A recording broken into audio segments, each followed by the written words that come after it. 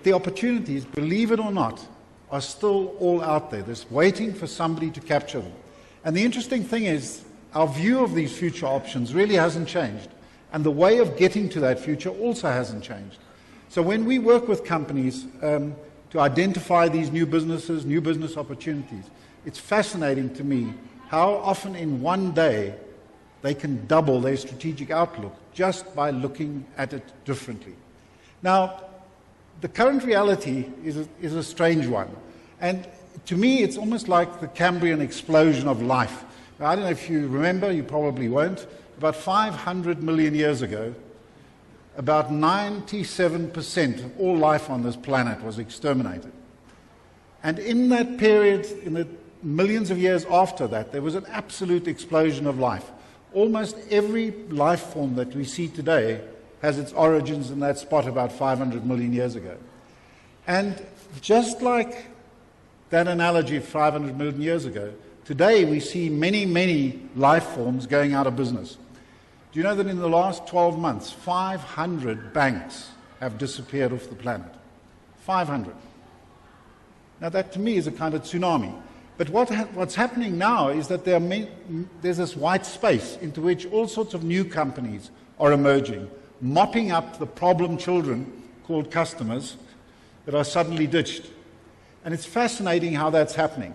And we kind of draw a little traffic light, a robot as you call it, that says when extinction happens, the first thing that results,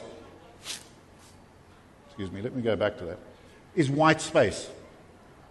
And into that white space, these entrepreneurial companies move with such speed that it's almost blinding. And it almost always happens immediately after an extinction, a credit crunch, or some big event that we didn't predict. And the thing that we always have to remember, that no matter how great your business plans are, the future is always messy. It's like sailing. You always go sailing when it's sunny and the water's calm.